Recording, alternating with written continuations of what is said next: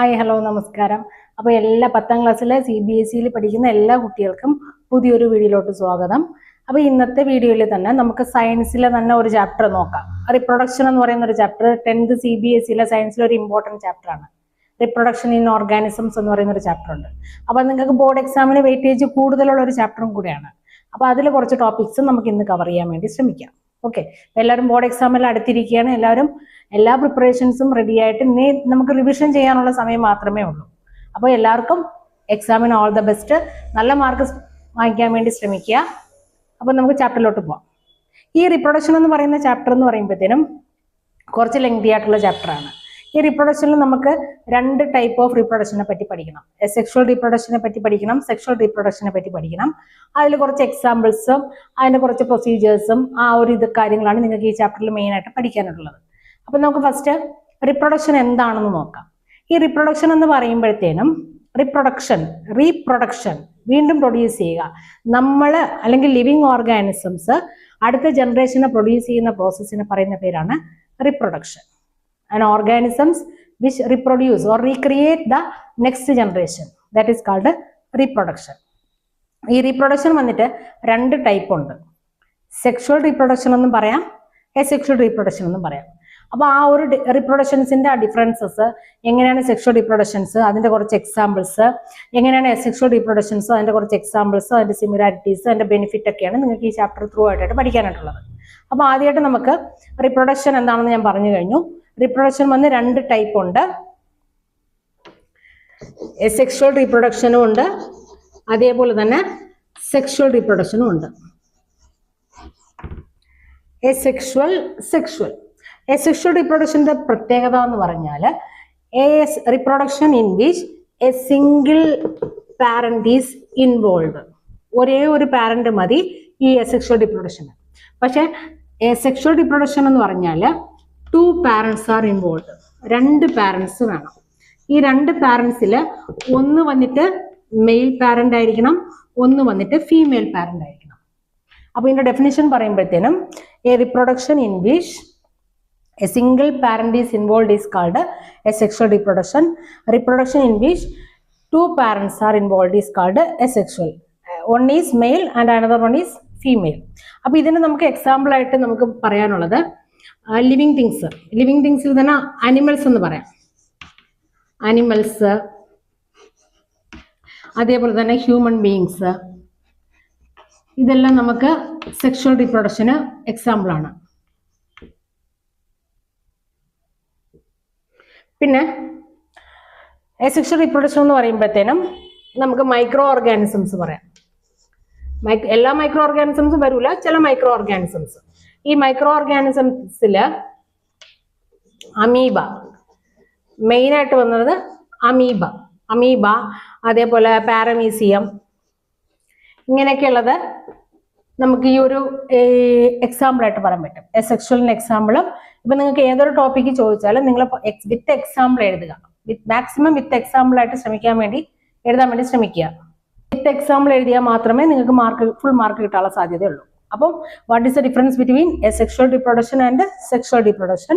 Single parent is involve, 2 parents are involve. ഈ single parent ഇൻവോൾവിന് example വന്നിട്ട് amoeba, paramecium എല്ലാം നമുക്ക് എക്സാമ്പിൾ ആയിട്ട് പറയാൻ പറ്റും.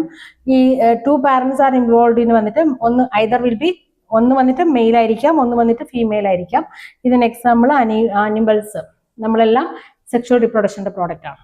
ഓക്കെ, ഇനി നമുക്ക് അസെക്ഷുവൽ റീപ്രൊഡക്ഷൻ കുറച്ച് ഡീറ്റെയിൽ ആയിട്ട് പഠിക്കണം. അസെക്ഷുവൽ റീപ്രൊഡക്ഷൻസിന് ഒരു 6 മെത്തേഡ് ഉണ്ട്, 6 എക്സാമ്പിൾസ് ഉണ്ട്, 6 കാറ്റഗറീസ് ഉണ്ട്. ഈ 6 കാറ്റഗറീസും കുറച്ച് ഡീറ്റെയിൽ ആയിട്ട് പഠിക്കണം.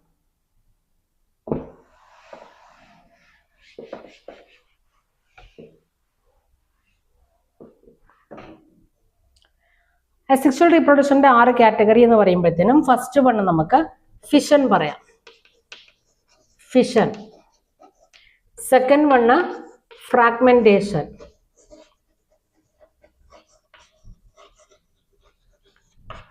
Third one regeneration. Fourth one budding. Fifth one vegetative propagation.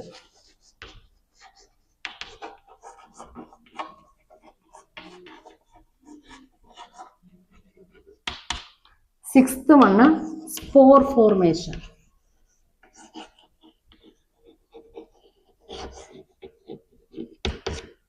അപ്പൊ ഇതാണ് എസെക്ഷുവലിൽ മെയിൻ ആയിട്ട് നിങ്ങൾക്ക് പഠിക്കാൻ നിങ്ങളുടെ റീഡറിലുള്ളത്. Fission, fragmentation, regeneration, budding, vegetative propagation and spore formation. ഇത് ഓരോന്നും കുറച്ച് എക്സാമ്പിൾ വെച്ച് ഡീറ്റെയിൽ ആയിട്ട് പഠിക്കുക. ഏത് ടോപ്പിക്ക് വേണമെങ്കിലും നിങ്ങൾക്ക് എക്സാമിനായിട്ട് ചോദിക്കാം. ഇതിൽ ഇമ്പോർട്ടൻ്റ് എന്ന് പറയുന്നത് വെജിറ്റേറ്റീവ് പ്രൊപ്പഗേഷനും ബഡ്ഡിങ് ഒക്കെ ബോർഡ് എക്സാമിന്റെ റിപ്പീറ്റഡ് ക്വസ്റ്റ്യൻസ് ആണ്. വിത്ത് ഡയഗ്രാം വരയ്ക്കാൻ പറഞ്ഞിട്ടുണ്ട്. ഓക്കെ, അപ്പൊ നമുക്കിനി ഇതിൽ ഓരോന്നായിട്ട് നോക്കാം. First one fission. ഫിഷൻ എന്ന് പറയുമ്പോഴത്തേനും ഓരോ ഓർഗാനിസം രണ്ടായിട്ടോ രണ്ടിൽ കൂടുതലായിട്ടോ ഡിവൈഡ് ചെയ്യുന്ന പ്രോസസ്സിനെയാണ് നമ്മൾ പറയുന്ന പേരാണ് ഫിഷൻ. ഇപ്പൊ ഞാനൊരു ഓർഗാനിസം എടുക്കണം, അമീബ. അമീബ വന്ന് മോസ്റ്റ്ലി ഈ പോണ്ട് വാട്ടറിലും വേസ്റ്റ് വാട്ടറിലൊക്കെ കാണുന്ന ഒരു മൈക്രോ ഓർഗാനിസംസ് ആണ് അമീബ. ഈ അമീബ വന്നിട്ട് സ്പ്ലിറ്റ് ആവും. സ്പ്ലിറ്റ് ആവുമ്പോൾ എങ്ങനെയാണ് ഇത് സ്പ്ലിറ്റ് ആവുന്നത്? ആ സ്പ്ലിറ്റ് ആവുന്ന പ്രോസസ്സിനെ പറയുന്ന പേരാണ് ഫിഷൻ. ആ ഫിഷൻ വന്നിട്ട് രണ്ട് ടൈപ്പ് ഉണ്ട്. ബൈനറി ഫിഷനും ഉണ്ട്, മൾട്ടിപ്പിൾ ഫിഷനും ഉണ്ട്. ഓക്കെ, അപ്പൊ ഫിഷൻ വന്നിട്ട് രണ്ട് ടൈപ്പ് ഉണ്ട്.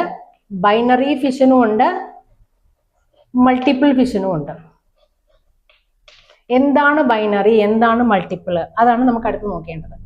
ബൈനറി എന്ന് പറയുമ്പോഴത്തേനും ഒരു ഓർഗാനിസം രണ്ടായിട്ട് ഡിവൈഡ് ചെയ്യുന്ന പ്രോസസ്സിനെ പറയുന്ന പേരാണ് binary. And organisms divides into two organisms is called binary. Binary ആ വേർഡിന്റെ മീനിങ് എന്താണ്? രണ്ടെന്നാണ് മീനിങ്. പിന്നെ multiple means a single organisms divides into more than two organisms. രണ്ടിനെക്കാളും അല്ലെങ്കിൽ നിറയെ ഓർഗാനിസംസ് ആയിട്ട് ഡിവൈഡ് ചെയ്യുന്ന പ്രോസസ്സിനെ പറയുന്ന പേരാണ് മൾട്ടിപ്പിൾ. ഈ ബൈനറിക്കും മൾട്ടിപ്പിളിനും ഓരോരോ എക്സാമ്പിൾ ഉണ്ട്. ആ എക്സാമ്പിൾ വെച്ചിട്ട് ഡീറ്റെയിൽ ആയിട്ട് നിങ്ങൾ പഠിക്കണം. ഓക്കെ, നമുക്ക് ബൈനറി നോക്കാം. ഫസ്റ്റ് ബൈനറി എന്ന് പറയുമ്പോൾ a single organisms divides into two organisms is called binary. ബൈനറിക്ക് നിങ്ങളെ റീഡറിൽ പറഞ്ഞിരിക്കുന്ന എക്സാമ്പിൾ എന്ന് പറഞ്ഞാൽ അമീബയാണ്. Amoeba is a micro organism. അമീബയ്ക്ക് അറിയാലോ, amoeba is a single cellular organism ആണ്. Single cellular organism. അതുപോലെ തന്നെ അമീബയ്ക്ക് സൈസോ ഷേപ്പോ ഒന്നുമില്ല. അപ്പൊ ഏത് സൈസിലോ ഏത് ഷേപ്പിലോ വേണമെങ്കിലും നമുക്ക് അമീബ വരയ്ക്കാനായിട്ട് പറ്റും. ഇപ്പൊ ഞാനൊരു അമീബ വരച്ചു. This is A amoeba, single celled organism ആണ്. ഈ അമീബ എങ്ങനെയാണ് രണ്ട് ഓർഗാനിസമായിട്ട് മാറുന്നത്? അപ്പൊ അമീബ വന്നിട്ട് ഫസ്റ്റ് സ്ലൈറ്റ്ലി വേരിയേഷൻസ് വരും. അമീബയുടെ ബോഡിയിൽ സ്ലൈറ്റ്ലി വേരിയേഷൻസ് വന്നിട്ട് ഇതാണ് അമീബയുടെ ന്യൂക്ലിയസ് എന്ന് പറയുന്നത്. ഈ ന്യൂക്ലിയസ് വന്ന് ലൈറ്റ് ആയിട്ട് രണ്ടായിട്ട് ഫസ്റ്റ് കട്ടാവും. ദാ ഈ ഒരു ഡിഫറൻസ്. ഇതിനകത്ത് സൈറ്റോപ്ലാസം ഉണ്ട്, അത് നിങ്ങൾ വരയ്ക്കുക. ഓക്കെ, അത് കഴിഞ്ഞിട്ട് അടുത്ത പ്രോസസ്സ് എന്ന് പറയുമ്പോഴത്തേനും മറുപടി അമീബ അതിന്റെ മിഡിലിൽ ലൈറ്റ് ആയിട്ട് നിങ്ങൾ ബെൻഡ് ചെയ്തൊന്ന് കാണിക്കുക. ദാ ആ ന്യൂക്ലിയസും രണ്ടായിട്ട്, ഒരു nucleus first single cell micro nucleus ആയിരുന്നു, അത് ലൈറ്റ് ആയിട്ട് മാറി ദാ ഈ ഒരു ഷേപ്പിൽ വന്നു. വീണ്ടും അമീബ നോക്കുക, ഇവിടെ വെച്ചങ്ങ് ബെൻഡ് ആവും. ആ ബെൻഡിങ് കുറച്ച് കൂടുതലായിട്ട് അധികമായിട്ട് കാണിക്കുക. ദാ ഇങ്ങനെ വരും. ന്യൂക്ലിയസ് ഡിവൈഡ് ആവും. ഒരു ന്യൂക്ലിയസ് രണ്ട് ന്യൂക്ലിയസ് ആയിട്ട് മാറും. ഒരു ന്യൂക്ലിയസ് ഈ പാർട്ടിൽ വരും, ഒരു ന്യൂക്ലിയസ് ഈ പാർട്ടിൽ വരും. അടുത്ത സ്റ്റെപ്പ് എന്ന് പറയുമ്പോഴത്തേനും ഒരു അമീബ വന്നിട്ട് രണ്ട് അമീബയായിട്ട് കട്ടാവും. ഇത് ഇവിടെ വെച്ചങ്ങ് കട്ടാവും. കട്ടായിട്ട് സിംഗിൾ സെൽ ഓർഗാനിസം, ഒരു സിംഗിൾ സെൽ ഓർഗാനിസം വന്നിട്ട് divides into two other organism. ഒരു പാരന്റ് സെല്ല് രണ്ട് ഡോട്ടർ സെല്ലായിട്ട് മാറും. ഈ പ്രോസസ്സിനെ പറയുന്ന പേരാണ് ബൈനറി ഫിഷൻ. ഓക്കെ, അപ്പൊ ബൈനറി ഫിഷനെ കേട്ടാൽ നിങ്ങൾ എഴുതണം. അതേപോലെ ഈ ഒരു എക്സാമ്പിൾ വരച്ച് കാണിക്കണം. 3 മാർക്ക് ക്വസ്റ്റ്യൻ ഒക്കെ ആണെങ്കിൽ ഇങ്ങനെ ചെയ്യുക. പിന്നെ ബൈനറി ഫിഷൻ വേറൊരു എക്സാമ്പിൾ കൂടെ നിങ്ങൾ റീഡിൽ പറഞ്ഞിട്ടുണ്ട്, ലെഷ്മേനിയ. ലെഷ്മേനിയ ഒരു സിംഗിൾ സെൽഡ് ഓർഗാനിസം ആണ്. ഈ ലെഷ്മേനിയ വന്നിട്ട് അതിന്റെ ഒരു കട്ടിങ് ചെയ്തിട്ട് അതും രണ്ട് ഓർഗാനിസംസ് ആയിട്ട് മാറും. ഈ ലെഷ്മേനിയ വന്നിട്ട് ഒരു ഡിസീസ് സ്പ്രെഡ് ആക്കും. ഈ ലെഷ്മേനിയ സ്പ്രെഡ് ആക്കുന്ന ഡിസീസിന്റെ പേരാണ് കാല അസർ എന്ന് പറയും. കാല മീൻസ് ബ്ലാക്ക് ഫീവർ എന്നും പറയും. ആ ഒരു ഫീവർ ഇപ്പൊ ലെഷ്മേനിയ നമ്മളെ ബോഡിക്കകത്ത് പോയി കഴിഞ്ഞാൽ നമ്മളെ ബോഡിയുടെ കളറൊക്കെ മാറും. ആ സ്കിന്നിന്റെ കളറൊക്കെ ലൈറ്റ് ആയിട്ടൊരു ബ്ലാക്ക് കളറിലോട്ടൊക്കെ മാറാനുള്ള സാധ്യതയുണ്ട്. അതുകൊണ്ടാണ് ആ ഡിസീസിന് കാല അസർ എന്നുള്ള പേരും കിട്ടിക്കഴിഞ്ഞത്. ഓക്കെ, ബൈനറി ഫിഷൻ കഴിഞ്ഞിട്ട് അടുത്ത ഫിഷനാണ് മൾട്ടിപ്പിൾ ഫിഷൻ. മൾട്ടിപ്പിൾ ഫിഷൻ എന്ന് പറയുമ്പോൾ ആ വേർഡിലെ മീനിങ് ഉണ്ട്, മൾട്ടിപ്പിൾ. ഓരോ ഓർഗാനിസംസ് അതിന്റെ മൾട്ടിപ്പിൾ ആയിട്ട് മാറും. അതിനൊരു മെയിൻ എക്സാമ്പിൾ ആണ് പ്ലാസ്മോഡിയം. നിങ്ങൾ എപ്പോഴും എക്സാമ്പിൾ വെച്ച് എഴുതുക. പ്ലാസ്മോഡിയം. അപ്പോൾ പ്ലാസ്മോഡിയം എന്ന് പറയുമ്പോഴത്തേനും that is A multi cellular organism. ഈ പ്ലാസ്മോഡിയത്തിന്റെ അകത്ത് നിറയെ സെൽസ് കാണും. അതുകൊണ്ട് തന്നെയാണ് ഇതിനെ മൾട്ടി സെല്ലുലാർ ഓർഗാനിസം എന്ന് പറയുന്നത്. അപ്പൊ നിറയെ സെൽസ് ഉള്ളത് കൊണ്ട് തന്നെയാണ് ഈ പ്ലാസ്മോഡിയം വന്ന് അതിന്റെ ബോഡിക്കകത്ത് നിറയെ സെൽസ് എല്ലാം വെച്ചിട്ടിരിക്കും. ഈ പ്ലാസ്മോഡിയം മെച്ചർ ആകുമ്പോഴത്തേനും അത് ബെസ്റ്റായിട്ട് ഇതിനകത്തുള്ള ഓരോ സെല്ലും വെളിയിലിറങ്ങും അല്ലെ. വെളിയിലിറങ്ങുമ്പോൾ that will become a new organism. അപ്പൊ സിംഗിൾ ഓർഗാനിസം ആയിട്ടിരുന്ന പ്ലാസ്മോഡിയം അത് മെച്ചുറായി കഴിഞ്ഞിട്ട് അത് പൊട്ടുമ്പോഴത്തേനും അതിനകത്തുള്ള ഓരോ ഓർഗാനിസംസും ഓരോ പ്ലാസ്മോഡിയമായിട്ട് മാറും. അപ്പോൾ A single organisms divides into more than 2 organisms or many organisms. This process is called multiple fission എന്ന് നമുക്ക് പറയാൻ പറ്റും. അപ്പോൾ ഫിഷൻ വന്നിട്ട് 2 ടൈപ്പ് ഉണ്ട്, ബൈനറി ഫിഷൻ, മൾട്ടിപ്പിൾ ഫിഷൻ. അപ്പോൾ അത് രണ്ടും എഴുതുക, അതിന്റെ എക്സാമ്പിൾ വെച്ച് എഴുതുക. ഓക്കെ. സെക്ഷൽ റീപ്രൊഡക്ഷന്റെ അടുത്ത ഒരു ഇതെന്ന് പറയുന്നത് ഫ്രാഗ്മെന്റേഷൻ പ്രോസസ്സാണ്. ഫ്രാഗ്മെന്റേഷൻ ഓരോ പ്രോസസ്സും പഠിക്കുക. ഫ്രാഗ്മെന്റേഷൻ എന്ന് പറയുമ്പോഴത്തേനും നമ്മൾ ഇതിലെ ഫ്രാഗ്മെന്റേഷൻ നിങ്ങൾ റീഡിൽ പറഞ്ഞിരിക്കുന്ന എക്സാമ്പിൾ വന്നിട്ട് സ്പൈറോഗൈറയാണ്. സ്പൈറോഗൈറ. ഈ സ്പൈറോഗൈറ എന്ന് പറയുമ്പോഴത്തേനും that is A multi cellular organism ആണ്. സ്പൈറോഗൈറ നമ്മൾ വരയ്ക്കുമ്പോഴത്തേനും ഇത് നമുക്ക് ഇങ്ങനെ വരയ്ക്കാനായിട്ട് പറ്റും.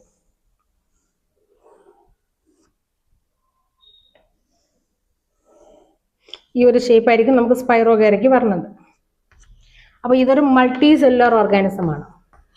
ഈ മൾട്ടി സെല്ലുലാർ ഓർഗാനിസം വന്നിട്ട് ഓരോ ഫ്രാഗ്മെന്റ് ആയിട്ട് കട്ടാവും, ഓരോ പീസ് ആയിട്ട് കട്ടാവും. ഫ്രാഗ്മെന്റ് ആയിട്ട് അതിന്റെ ബോഡി ഓട്ടോമാറ്റിക് ആയിട്ട് കട്ടാവും. ആ ഫ്രാഗ്മെന്റ് ആയിട്ട് കട്ടാവുന്നത് കൊണ്ട് തന്നെയാണ് അതിനെ ഫ്രാഗ്മെന്റേഷൻ എന്ന് പറയുന്നത്. A multi cellular organisms which divides into it's fragments, this is called fragmentation. അപ്പൊ ഫ്രാഗ്മെന്റ് ആയിട്ട് കട്ടാവുമ്പോഴത്തേനും എന്താ ഈ ഒരു പോർഷൻ വന്ന് ഒരു ഓർഗാനിസം ആയിട്ട് മാറും, ഈ ഒരു പോർഷൻ വന്നിട്ട് ഒരു ഓർഗാനിസം ആയിട്ട് വരും. അങ്ങനെ ഈ ഓരോ ഫ്രാഗ്മെന്റും ഓരോ പുതിയ ഓർഗാനിസം ആയിട്ട് മാറും. ഈ പ്രോസസ്സിനെ പറയുന്ന പേരാണ് ഫ്രാഗ്മെന്റേഷൻ.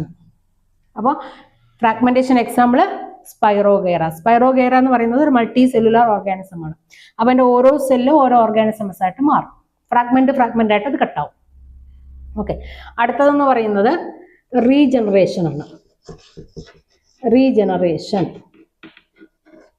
ഈ റീജനറേഷൻ എന്ന് പറയുമ്പോഴത്തേനും ഒരു ഓർഗാനിസം, ഇപ്പൊ ഞാൻ ഇതിൽ നിങ്ങൾ എക്സാമ്പിൾ പറയുന്നത് പ്ലനേറിയ.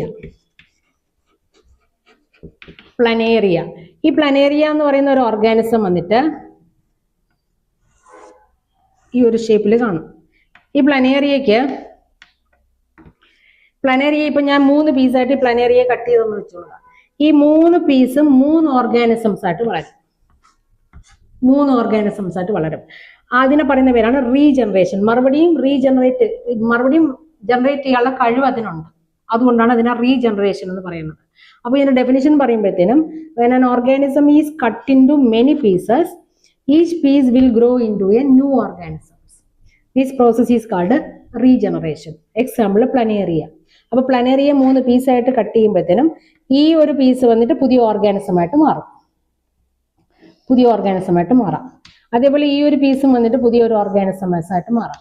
ഈ ഒരു പീസും വന്നിട്ട് പുതിയൊരു ഓർഗാനിസംസ് ആയിട്ട് മാറാം. അതുകൊണ്ടാണ് അതിനെ റീജനറേഷൻ എന്ന് പറയുന്നത്. പക്ഷെ ഒരു കണ്ടീഷൻ ഉണ്ട്, പുതിയൊരു ഓർഗാനിസംസ് ആയിട്ട് മാറണമെങ്കിൽ ആ കട്ട് ചെയ്ത ഭാഗത്തിന് സ്പെഷ്യലൈസ്ഡ് സെൽസ് ഉണ്ടായിരിക്കണം. സ്പെഷ്യലൈസ്ഡ് സെൽസ് ഉണ്ടെങ്കിൽ മാത്രമേ അതൊരു പുതിയൊരു ഓർഗാനിസംസ് ആയിട്ട് മാറുള്ളൂ. അപ്പൊ നിങ്ങൾ ഡെഫിനേഷൻ എഴുതുമ്പോൾ ആ സ്പെഷ്യലൈസ്ഡ് സെൽസിന്റെ കാര്യം കൂടെ നിങ്ങൾ അതിൽ മെൻഷൻ ചെയ്തിരിക്കണം. ഓക്കെ. ബഡ്ഡിങ്ങിലെ ഡയഗ്രാം പഠിക്കുക. ബോർഡ് എക്സാമിന്റെ ഒരു റിപ്പീറ്റഡ് ക്വസ്റ്റ്യൻ ആണ് ബഡ്ഡിങ്ങിനെ നമുക്ക് എക്സാമ്പിൾ എന്ന് പറയുമ്പോഴത്തേന് ഹൈഡ്ര എഴുതാം, പിന്നെ സ്പോഞ്ചസ് എഴുതാം. ഈ ഹൈഡ്രയും സ്പോഞ്ചസ് ആണ് മെയിൻ ആയിട്ട് ബഡ്ഡിങ്ങിന് എക്സാമ്പിൾ ആയിട്ട് ചോദിക്കുന്നത്. അതിൽ ഹൈഡ്രയുടെ ഡയഗ്രാംസ് നിങ്ങളെ റീഡറിൽ മെൻഷൻ ചെയ്തിട്ടുണ്ട്. അപ്പൊ ഹൈഡ്ര ഡയഗ്രാം വരയ്ക്കുമ്പോഴത്തേനും ശ്രദ്ധിക്കുക, നീറ്റായിട്ട് വരയ്ക്കുക.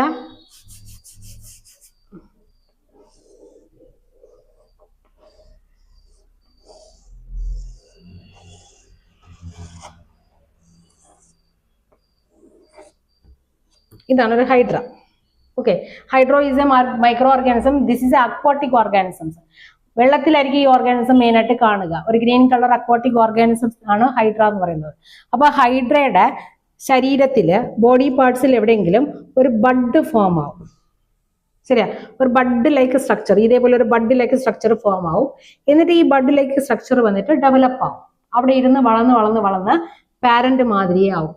പാരന്റിന്റെ അതേമാതിരി ആയി കഴിഞ്ഞതിന് ശേഷം അത് ആ ബോഡിയിൽ നിന്ന് അത് ഡിറ്റാച്ച് ആയി പോകും. ഇപ്പൊ ഇതിപ്പോ നോർമലി ഒരു ബഡ് ഫോം ആയി. ഈ ബഡ് അടുത്ത പ്രോസസ്സിൽ എന്ന് പറയുമ്പോഴത്തേനും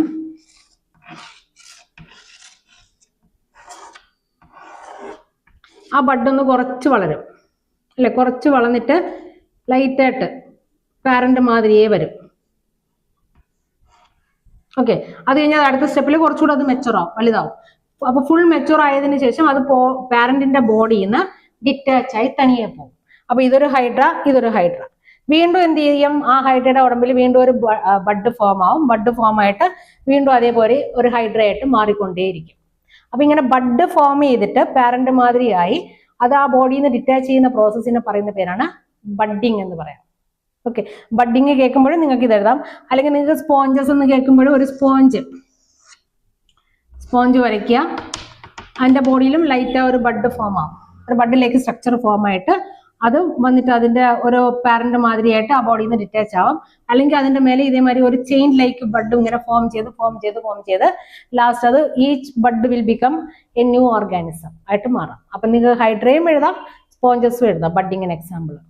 ഓക്കെ, ഇനി ഇത് അല്ലാതെ അടുത്തൊരു പ്രോസസ്സാണ് വെജിറ്റേറ്റീവ് പ്രൊപ്പഗേഷൻ എന്ന് പറയുന്നത്. ന്യൂ പ്ലാന്റ് നമ്മൾ മോസ്റ്റ്ലി വളർത്തുന്നത് ഒരു സീഡിൽ നിന്നായിരിക്കും അല്ലെ. സീഡൊക്കെ എടുത്ത് ഒരു വിത്ത് എടുത്ത് നട്ടിട്ടായിരിക്കും നമുക്കൊരു പുതിയ പ്ലാന്റ് കിട്ടുന്നത്. ഈ വെജിറ്റേറ്റീവ് പ്രൊപ്പഗേഷൻ എന്ന് പറയുമ്പോൾ നമുക്ക് വിത്തിന്റെ ആവശ്യം, ഒരു സീഡിന്റെ ആവശ്യം അവിടെ ഉണ്ടാവുന്നില്ല. ഇപ്പൊ നമുക്കൊരു റോസ് പ്ലാന്റിന്റെ അടുത്തൊരു റോസ് പ്ലാന്റ് വേണമെങ്കിൽ നമ്മൾ അതിന്റെ സ്റ്റെമ്മ് കട്ട് ചെയ്ത് വെക്കും. സ്റ്റെമ്മ് കട്ട് ചെയ്ത് വെച്ചിട്ട് അതിൽ നിന്ന് പുതിയ പ്ലാന്റ് ഉണ്ടാക്കാം. അല്ലെങ്കിൽ നമ്മൾ അതിന്റെ ഇപ്പൊ ഒരു ജാസ്മിൻ ചെടി ഒക്കെ ആണെങ്കിൽ അതിന്റെ വള്ളി കട്ട് ചെയ്ത് വെക്കാം. അങ്ങനെ, അല്ലെങ്കിൽ ചെമ്പരത്തി ചെടിയുടെ സ്റ്റെമ്മ് കട്ട് ചെയ്ത് വെക്കാം. അങ്ങനെ പുതിയ ഒരു ഓർഗാനിസം, സീഡ് ഇല്ലാതെ സ്റ്റെമ്മിൽ നിന്ന് പുതിയ ഒരു ഓർഗാനിസംസ് ഉണ്ടാക്കുന്ന പറയുന്ന പേരാണ് വെജിറ്റേറ്റീവ് പ്രൊപ്പഗേഷൻ എന്ന് പറയും. അപ്പൊ ഇവിടെ സീഡിന്റെ ആവശ്യം വരുന്നില്ല. നിറയെ പ്ലാന്റ്സ് അല്ലേ, ബനാനയ്ക്ക് സീഡ് ഇല്ല. ഗ്രേപ്സിൽ നിന്ന് നമുക്ക് സീഡിൽ നിന്ന് കിട്ടൂല. അതേപോലെ ഓറഞ്ച്, ഇങ്ങനെയുള്ള പ്ലാന്റ്സിനെയൊക്കെ അടുത്ത ജനറേഷൻ എങ്ങനെ ഫോം ചെയ്യുമെന്ന് കേട്ടാൽ അതിന്റെ സ്റ്റെമ്മ് കട്ട് ചെയ്ത് വെച്ച്, അല്ലെങ്കിൽ അതിനെ ഗ്രാഫ്റ്റിംഗ് ചെയ്യും, അതിനെ കട്ടിങ് ചെയ്യും, അതിനെ ലെയറിങ് ചെയ്യും. ഇങ്ങനെ നിറയെ പ്രോസസ്സിൽ കൂടെ പുതിയൊരു ഓർഗാനിസംസ് ഉണ്ടാക്കുന്ന പ്രോസസ്സിനെ പറയുന്ന പേരാണ് വെജിറ്റേറ്റീവ് പ്രൊപ്പഗേഷൻ. ഈ വെജിറ്റേറ്റീവ് പ്രൊപ്പഗേഷന്റെ ബെനിഫിറ്റ് എന്ന് പറഞ്ഞാൽ പാരന്റ് മാതിരിയെ നമുക്ക് പുതിയൊരു ഓർഗാനിസംസ് കിട്ടും. ഇപ്പൊ ഒരു റെഡ് കളർ ചെമ്പരത്തി ചെടി എടുത്ത് നമ്മൾ കട്ട് ചെയ്ത് വെച്ച് കഴിഞ്ഞാൽ നമുക്ക് റെഡ് കളർ ചെമ്പരത്തി ചെടി പൂ തന്നെയാണ് ആ നമ്മൾ കട്ട് ചെയ്ത് വെക്കുന്ന സ്റ്റെമ്മിൽ നിന്ന് നമുക്ക് കിട്ടുന്നത്. ആ കളർ മാറുകയോ വേറെ ഒന്നും ചെയ്യില്ല. പാരന്റിന്റെ എന്തൊക്കെ പ്രോപ്പർട്ടി ഉണ്ടോ അതെല്ലാം ആ ഒരു സ്റ്റെമ്മ് കട്ട് ചെയ്ത് വെക്കുമ്പോൾ ആ ഒരു സ്റ്റെമ്മിലും ആ ഒരു പ്രോസസ്സ് കാണാൻ വേണ്ടി പറ്റും.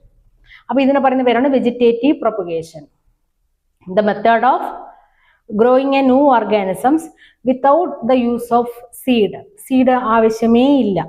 ആ ഒരു പ്രോസസ്സിനെ പറയുന്ന പേരാണ് വെജിറ്റേറ്റീവ് പ്രൊപ്പഗേഷൻ. ഇതിന് എക്സാമ്പിൾ നമുക്ക് റോസ് എഴുതാം, റോസ് പ്ലാന്റ്, അതേമാതിരി ജാസ്മിന്, അതേമാതിരി ഓറഞ്ച് പ്ലാന്റ്, ബനാന പ്ലാന്റ്, ഇതെല്ലാം വെജിറ്റേറ്റീവ് പ്രൊപ്പഗേഷൻ എഴുതാം. പിന്നെ വേറൊരു ലീഫ് ഉണ്ട്. ആ ലീഫ് എന്ന് പറഞ്ഞാൽ ആ ലീഫ് ഒരു പ്ലാന്റിലെ ആ ലീഫ് മെച്ചുർ ആകുമ്പോഴത്തേനും ആ ലീഫ് താഴെ വീഴുന്നിട്ട് അതിന്റെ എഡ്ജസിൽ നിന്ന് ഫുള്ള് പുതു പ്ലാന്റ്സ് വരും. ആ ഒരു പ്ലാന്റിനെ പറയുന്ന, ആ ഒരു ലീഫിനെ പറയുന്ന പേരാണ് ബ്രയോഫില്ല. നിങ്ങൾ റീഡറിൽ മെൻഷൻ ചെയ്തിട്ടുണ്ട്, ബ്രയോഫില്ലോ എന്ന് പറയും. അപ്പൊ ഇതൊരു എക്സാമ്പിൾ നോക്കുക. ഈ ബ്രയോഫില്ലോ, ഈ ലീഫിന്റെ എഡ്ജസിൽ നിന്നെല്ലാം പുതിയ പ്ലാന്റ്സ് ഫോം ആവും. ഈ ലീഫ് മെച്ചുറായി താഴെ വീഴുന്ന് കിടന്ന് മണ്ണിൽ കിടന്നിട്ട് ആ എഡ്ജസിൽ നിന്ന് നിറയെ പുതിയ പ്ലാന്റ്സ് ഉണ്ടാവും. ഈ പ്രോസസ്സാണ് നമുക്ക് വെജിറ്റേറ്റീവ് പ്രൊപ്പഗേഷൻ. അപ്പൊ ഈ ലീഫിൽ നിന്ന് ഒരു പുതിയ പ്ലാന്റ് കിട്ടും. ഇതിന് സീഡിന്റെ ആവശ്യമില്ല. അപ്പൊ ഒരു ലീഫിൽ നിന്ന് അല്ലെങ്കിൽ ഒരു സ്റ്റെമ്മിൽ നിന്ന് അല്ലെങ്കിൽ ആ ഒരു ലെയറിംഗ് മെത്തേഡിൽ കൂടെ നമ്മളൊരു പുതിയ പ്ലാന്റ് ഉണ്ടാക്കിയാൽ ആ ഇതിന് പറയുന്ന പേരാണ് വെജിറ്റേറ്റീവ് പ്രൊപ്പഗേഷൻ എന്ന് പറയും. അപ്പൊ വെജിറ്റേറ്റീവ് പ്രൊപ്പഗേഷൻ കുറച്ചൊന്ന് ഇമ്പോർട്ടന്റ് ആണ്, ജസ്റ്റ് ഒന്ന് തറവായിട്ട് പഠിക്കുക. ഓക്കെ, അടുത്ത ലാസ്റ്റ് മെത്തേഡ് എന്ന് പറയുമ്പോഴത്തേനും സ്പോർ ഫോർമേഷൻ. ഈ സ്പോർ ഫോർമേഷൻ എന്നൊക്കെ അറിയും. നമ്മളെ വീട്ടില് ഇപ്പൊ ബ്രെഡ് അല്ലെങ്കിൽ എന്തെങ്കിലും ഒരു ഫുഡ് ഐറ്റംസ് ഒക്കെ നമ്മൾ 2 ദിവസം അല്ലെങ്കിൽ 3 ദിവസം കണ്ടിന്യൂസ് ആയിട്ട് വെളിയിൽ വെച്ചിരിക്കുകയാണ്, ഫ്രിഡ്ജിനകത്തൊന്നും വെക്കാതെ വെളിയിൽ വെച്ചിരിക്കുകയാണ്. അപ്പോൾ ഫുഡ് ഐറ്റംസ് ആണെങ്കിൽ അതിന്റെ സ്മെല്ലൊക്കെ മാറും അല്ലെ, ഒരു ബാഡ് സ്മെല്ല് വരും, അതിന്റെ കളർ മാറും. ഇപ്പൊ ഫോർ എക്സാമ്പിൾ ബ്രെഡ്, നമ്മൾ ബ്രെഡ് 2-3 ദിവസം അതിന്റെ എക്സ്പയറി ഡേറ്റ് കഴിഞ്ഞിട്ട് നമ്മൾ വെളിയിൽ വെച്ചിരിക്കുകയാണ്. വെളിയിൽ വെച്ച് കഴിഞ്ഞാൽ അതിന്റെ മേലെ ഒരു സ്പോഞ്ചിലേക്ക് സ്ട്രക്ചർ ഒക്കെ ഫോം ചെയ്യും. ആ സ്പോഞ്ചിലേക്ക് സ്ട്രക്ചറിനെ പറയുന്ന പേരാണ് ഫംഗസ്. ബ്രെഡ് മാത്രമല്ല, ഏത് ഫുഡ് ഐറ്റംസ് ആയാലും വെളിയിൽ വെച്ചിരുന്നു കഴിഞ്ഞാൽ അതിന്റെ മേലെ ഫംഗസ് വരാനുള്ള സാധ്യത കൂടുതലാണ്. അപ്പൊ അതിനെയാണ് നമ്മൾ ഈ സ്പോർ ഫോർമേഷൻ എന്ന് പറയുന്നത്, ബ്രെഡ് മൗൾഡ് എന്ന് പറയും. അപ്പൊ അതിന് ഒരു സ്ട്രക്ചർ ഉണ്ട്. നമ്മളൊരു ഫംഗസിനെ എടുത്ത് നമ്മളൊരു മൈക്രോസ്കോപ്പിൽ കൂടെ നോക്കിക്കഴിഞ്ഞാൽ ഈ ഒരു സ്ട്രക്ചറിൽ ഇരിക്കും. ഇതെന്റെ റൂട്ട് എന്ന് പറയാം. അപ്പൊ ഇതായിരിക്കും അത് ബ്രെഡിൽ അത് വെച്ചിരിക്കുന്നത്. അപ്പൊ ബ്രെഡിലുള്ള ആവശ്യമുള്ള ന്യൂട്രിയൻസ് എല്ലാം ഇത് അബ്സോർബ് ചെയ്ത് അത് വളരും.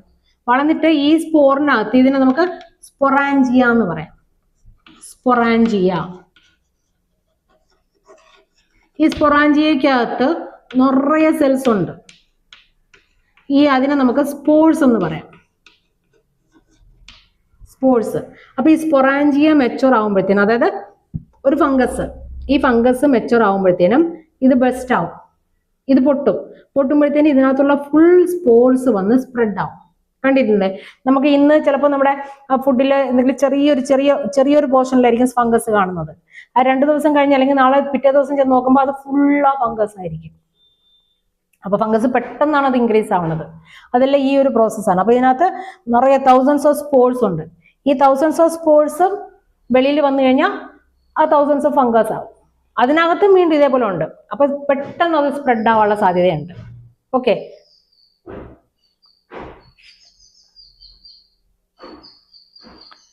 ഇതിന്റെ റൂട്ടിനെ പറയുന്ന പേരാണ് റൈസോയിഡ് എന്ന് പറയും. റൈസോയിഡ് എന്ന് പറയും. ഈ റൈസോയിഡ് വഴിയാണ് ആ ബ്രെഡിൽ അല്ലെങ്കിൽ ആ ഫുഡിലുള്ള ന്യൂട്രിയൻസ് ഇത് അബ്സോർബ് ചെയ്ത് ഇതിന് കൊടുക്കുന്നത്. ഇത് മെച്ചുറായി കഴിയുമ്പോഴത്തേന് ഇത് പൊട്ടി ഇതിലുള്ള ഫുൾ സ്പോർസ് വെളിയിൽ വരും. അപ്പൊ ഈ spore will become a new fungus ആയിട്ട് മാറും. ഓക്കെ, അപ്പൊ ഇത്രയും മെത്തേഡാണ് സെക്ഷുവൽ റിപ്രൊഡക്ഷനിലുള്ളത്. അപ്പൊ ഫസ്റ്റ് വന്ന് ഫിഷൻ ആണ്, സെക്കൻഡ് വന്ന് fragmentation, third one regeneration, fourth one budding, fifth one vegetative propagation, sixth one spore formation. ഇതിലേതെങ്കിലും ഒന്ന് നിങ്ങൾക്ക് 2 മാർക്കായിട്ട് ഇമ്പോർട്ടൻ്റ് ആണ്, ചോദിക്കാനുള്ള സാധ്യതയുണ്ട്. അപ്പൊ എല്ലാം ഈ ഒരു 6 മെത്തേഡ് നോക്കുക, അതിൻ്റെ ഒരു എക്സാമ്പിൾ വെച്ച് എഴുതാൻ വേണ്ടി ശ്രമിക്കുക. ഓക്കെ, അപ്പൊ വീഡിയോ എല്ലാവർക്കും ഇഷ്ടപ്പെട്ടു, മനസ്സിലായി എന്ന് വിചാരിക്കുന്നു.